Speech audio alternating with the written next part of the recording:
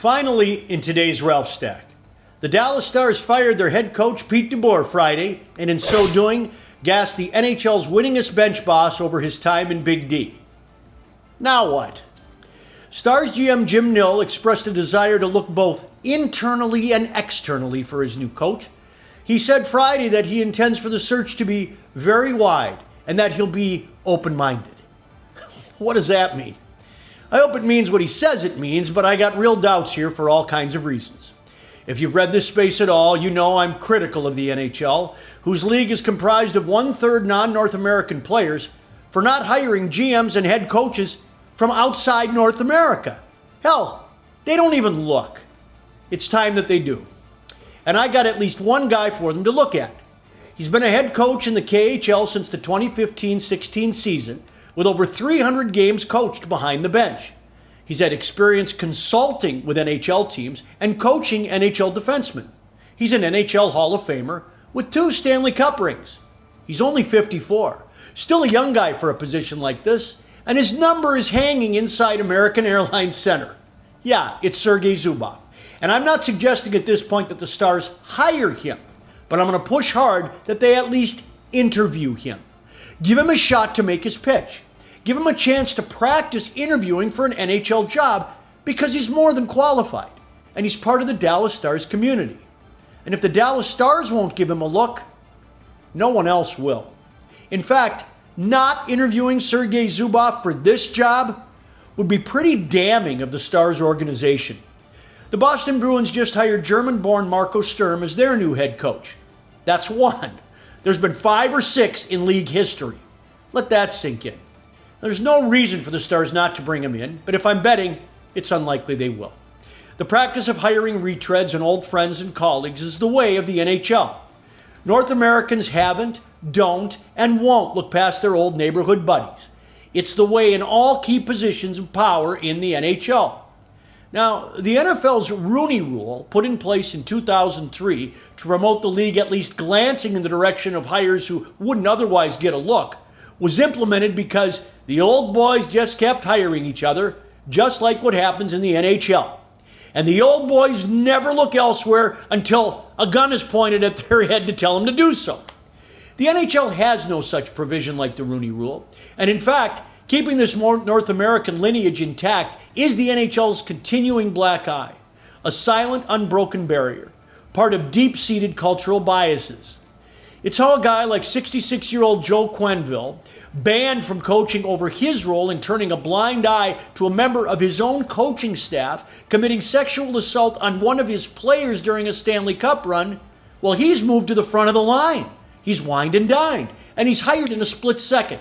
And a guy like Sergei Zubov, a former teammate of Anaheim's GM Pat Verbeek, wasn't even considered. Back to the Stars. Let me give you the 10,000-foot view here first.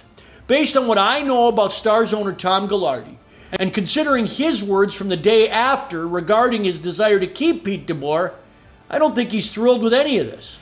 Jim Nill was asked and sort of brushed by the, how did Tom go from no way to okay on the firing? Jim said, in effect, conversations evolved during the weeks. He later said, well, Tom was just sort of blowing off steam and yeah. Let me tell you something. What I know of Tom and what I'm reading between the lines here, he doesn't love this. He's not going to spend money on this coaching hire, so no expensive retread. Jim intimated that the assistants would remain, more evidence it's not an expensive outside retread who would insist on making the calls on his own staff. And with no immediate place for Pete DeBoer to land, Tom has to eat the salary. It's a big part of why the assistants are staying. And this is likely to be a first-time NHL head coach with compensation reflecting that.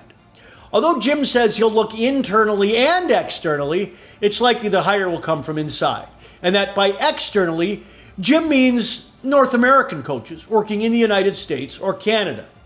Now, Jim greased the skids for this by citing the hiring of Jim Montgomery, at the time a U.S. college coach. The implication here is that Jim Nill says he's got a good eye for young talent. He does, but I want him to use that eye to gaze at more than just the usual suspects. Nill was also asked point blank if because his roster is made up of so many non-North Americans, would he look that way for a coach? His response, are you ready? This is why it's problematic for Jim Nill to even consider a non-North American coach. In his words, quote, "They got to be a little experienced, like, where's the dressing room in these buildings? How do you use the back door to an arena?" Jim, seriously? The reason you won't look that way is because they may not know how to open a door in a building or know where the locker room is? And that supersedes all other qualifications? Or, as Sarah Sivian said today earlier in the show, you don't have any interest in learning from him and maybe helping him by showing him where the door might be? Jim Nill followed up with, well, players are watching this too, and, does this guy know what he's doing? Are you fucking kidding me? The litmus test for a player of whether or not a coach knows what he's doing is whether or not he knows where the door is in an arena that he's never been to? Come on. I like Jim, but this is some weak-ass bullshit right here. And then the implication that, ooh, what will the players say, is another potential trouble spot. Speaking to Jim's at least partial deference to the room on the matter, which, given how it happened that Pete DeBoer is no longer coaching, is quite a concern. Look, it doesn't cost anything to do what Jim said. Go very wide and be open-minded. Bring in one, will you? Just one from outside the inner circle. Bring in Sergei Zubov for an interview. Not because he was born in Moscow and he's Russian, but because he's very qualified. He's earned the chance to interview.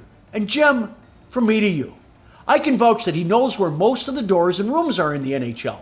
And since that's your main concern here about interviewing qualified coaches from outside North America, let me put your mind at ease. That's our RalphCast for today. Thanks to Savannah Hugh-Muller, our Dallas Stars insider.